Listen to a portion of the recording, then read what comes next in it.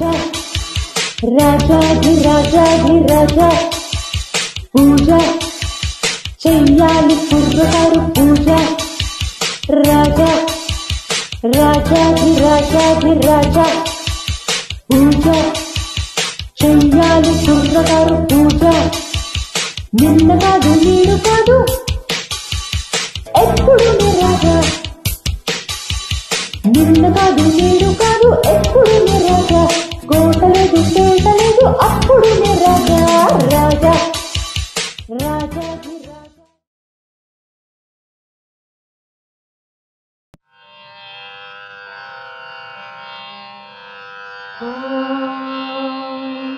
कौसल्या सुप्रजा रामपूर्वा संध्या प्रवर्तते उत्तिष्ठ नरशार्दूल कर्तव्यं दैवमान्तिकम्।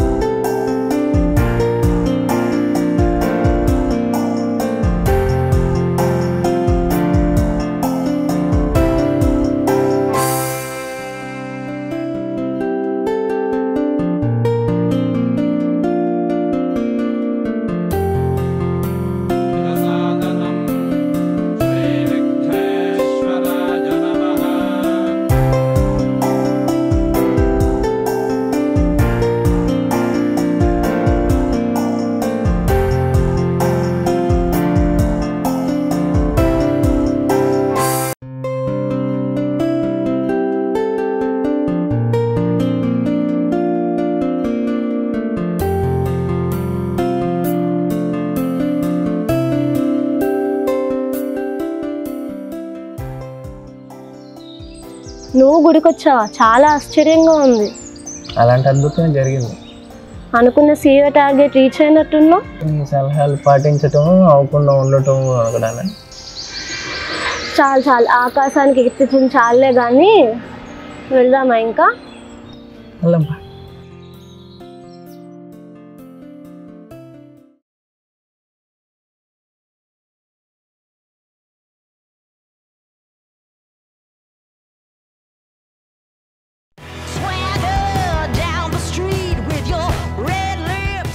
రాజా స్వతహాగా బాగా డబ్బున్న కుటుంబంలో పుట్టినవాడు. చాలా రిజర్వ్డ్గా ఉంటాడు. దానికి తగ్గట్టు అతను ఓ సాఫ్ట్వేర్ కంపెనీలో ఉద్యోగం చేస్తున్నాడు. ప్రతిరోజు ఉదయం పార్కులో వాకింగ్కు రన్నింగ్కు వెళ్తుంటాడు. కానీ ఆ చుట్టుపక్కల ఎవరిని కన్నెత్తి కూడా చూడడు. కనీసం హాయ్ అని కూడా పిలవడు, పలుకరించడు. ఇది ఆయన నిత్య స్వభావం.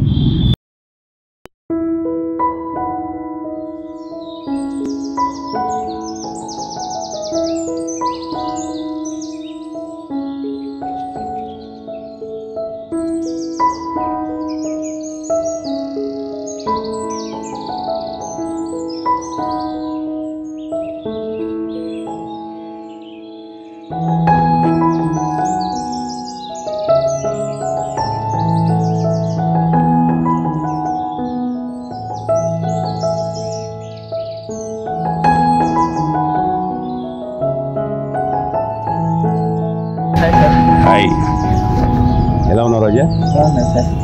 మీ నాన్నగారు నాకు బాగా తెలుసు. అదో పెద్ద కథలే. ఇంతకీ నువ్వేం చేస్తున్నావు? ఒక సీఈఓగా నేను రిజెక్ట్ కాబట్టాను సార్. ఓకే, చూడు రాజా, నీకు ఈ పరిస్థితి తాత్కాలికమే. నీలో చాలా టాలెంట్ ఉంది. ఈ టాలెంట్తో పాటు కాస్త లౌక్యం, అందరినీ కలుపుకొని వెళ్ళే స్వభావం ఉంటే డెఫినెట్గా నువ్వు CEO స్థానాన్ని సాధిస్తావు. గ్యారంటీగా సాధిస్తావు. You will be a successful CEO. Thank you sir. చూడు, నువ్వు పలకరిస్తే పోయేదేం లేదు, వాళ్ళు నవ్వుతూ పలకరిస్తారు. నీకు కొత్త కొత్త విషయాలు తెలుస్తాయి. అలాగే సార్. అయితే వాళ్ళని చూడు, వాళ్ళు నేను ఒక్కొక్క రంగంలో అన్ని విజయాలు సాధించాం. అది ఊరకనే రాదు. చిన్న పెద్ద తేడా లేకుండా ఎవరు ఏం చెప్పినా వినాలి. మన మనసుకు ఏది కరెక్ట్ అనిపిస్తే అది ఆచరించి చూపించాలి. అప్పుడే విజయం మన వశం అవుతుంది. నువ్వు అలా చేస్తావు కదా? చేస్తాను సార్. రాజా, ఇలా చేస్తే ఇక నువ్వే CEO.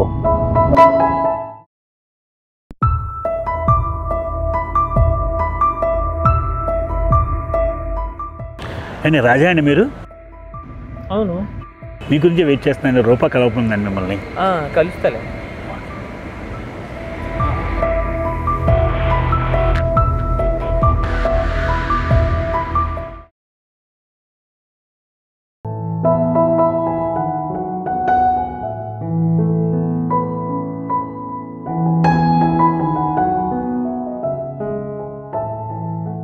ఇలా ఎందుకు జరిగిందంటావు? నువ్వు అంత చిన్న కంపెనీలో నుంచి ఇంత పెద్ద కంపెనీకి రాగలిగావు. నేను ఈ పెద్ద కంపెనీలో ఉంటూ కూడా CEO అవ్వలేకపోయానే. నేను క్లాస్ పీకుతున్నాను అని అనుకోకుండా ఉంటానంటే చెప్తా. సరే చెప్పు. ఎక్కడో చదివాను, కామరాజు గారనే తమిళనాడు ముఖ్యమంత్రి 3 సార్లు ఎమ్మెల్యేగా గెలిచి 3 సార్లు ముఖ్యమంత్రిగా చేసి అలాగా పాఠశాల పథకాలు, భోజన పథకాలు, ప్రజలకి కావాల్సినవి ఎన్నో పథకాలు పెట్టి ప్రజల మధ్య, ప్రజా ప్రయోజనాల మధ్య చాలా నిరాడంబరంగా జీవించారు. అలాంటి వారిని ఆదర్శంగా తీసుకొని మన ప్రాంత ప్రజానాయకులైన శ్రీ పుచ్చలపల్లి సుందరయ్య గారు, శ్రీ ఎన్టీ రామారావు గారు, శ్రీ కేసీఆర్ గారు, వైఎస్ రాజశేఖర రెడ్డి గారు, జగన్మోహన్ రెడ్డి గారు, ఇట్లా వాళ్ళ లైఫ్ లో చాలా అప్స్ అండ్ డౌన్స్ చూసి ప్రజల మధ్యలోకి వెళ్ళి వాళ్ళ స్వతహాగా వాళ్ళ ప్రాబ్లమ్స్ ఏంటో తెలుసుకొని వాళ్ళకి కావాల్సిన అన్ని పథకాలను అమలుపరిచి ఎన్నో విజయాలు సాధించారు. దానికి దీనికి ఏంటి సంబంధం? ఉంది, సంబంధం ఉంది. వాళ్ళు ప్రజలకి నాయకులు. ఇక్కడ మన కంపెనీకి ఎంప్లాయీస్ కి నాయకుడు ఒకడు ఉండాలి కదా, అసలే కదా CEO.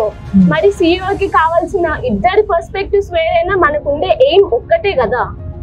నువ్వు నీ బాడీ లాంగ్వేజ్ కానీ నీ యాటిట్యూడ్ కానీ మార్చుకుంటే నువ్వు CEO అవుతా అనే నమ్మకం నాకుంది.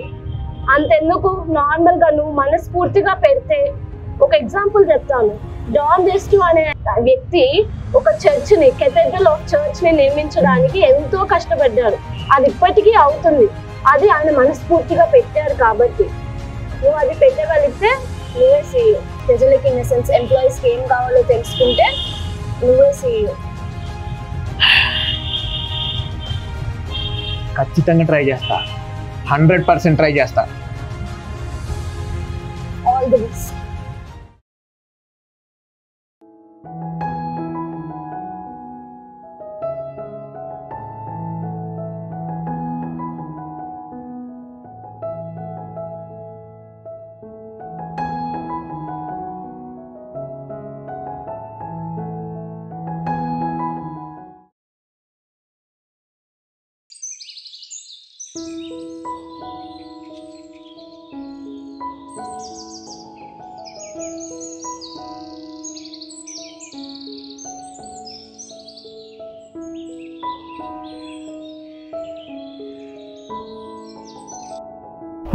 ఎలా వచ్చావు ఇంతకి? క్యాబ్ లో వచ్చా. ఎందుకు, నా కార్లో వెళ్దాం పదా. సరే పదా.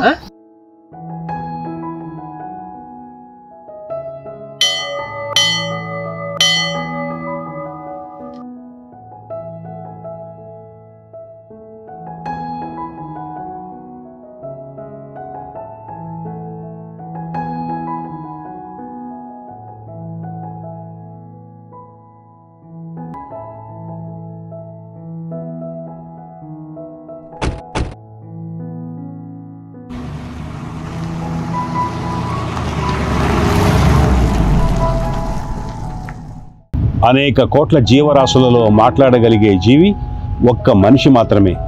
ఈ మనిషికి భగవంతుడు ఆరోగ్యవంతమైన తనువు, స్వచ్ఛమైన మనసు, దివ్యమైన బుద్ధి, అదృష్టము, మనశ్శాంతి, నిజాయితీ, త్యాగము, సేవ, గౌరవము, స్నేహము, సంతోషము, ఆనందము, దయ, కరుణ, శాంతము, వినయము, ఆత్మీయత, దివ్యత, సత్యత, ధైర్యము, ఓర్పు మొదలగునవి ఇచ్చాడు. రెండవది, మానవులు కోరుకునే సంపదలు, ధనము, వస్తువులు, వైభవాలు, వైభోగాలు, సౌకర్యములు, ఆభరణములు, ఆడంబరములు, వాహనములు, ఆస్తులు, అంతస్తులు, పరువు ప్రతిష్టలు, కీర్తి, సన్మానాలు, సత్కారాలు, పొగడ్తలు, ఉద్యోగాలు, వ్యాపారాల పదవులు. భగవంతుడిచ్చిన సంపదలతో సుఖశాంతులు లభిస్తాయి. మనం కోరుకునే సంపదల కోసం ఆరాటపడి అశాంతి పాలవుతాం. భగవంతుడు ఇచ్చిన సంపదలు మనల్ని రక్షిస్తాయి. మనం కోరుకునే సంపదలను మనమే రక్షించుకోవాలి. భగవంతుడు ఇచ్చిన సంపదలు నిరంతరం అనగా నిద్రలో కూడా మనతోనే ఉంటాయి. మనం కోరుకునే సంపదలు మన నుండి వేరుగాను దూరంగాను ఉంటాయి. భగవంతుడిచ్చిన సంపదలు జన్మ జన్మలకు తోడుగా ఉంటాయి. మనం కోరుకునే సంపదలు ఒక జన్మ వరకే ఉంటాయి. మనం కోరుకునే సంపదలు పంచుతుంటే మన వద్ద తరుగుతాయి. భగవంతుడిచ్చిన సంపదలు ఇతరులకు పంచే కొద్దీ పెరుగుతాయి. కానీ ఈ మనిషి ఎప్పటికీ ఇప్పటికీ ఏనాటికి ఆరాటపడుతూనే ఉంటాడు.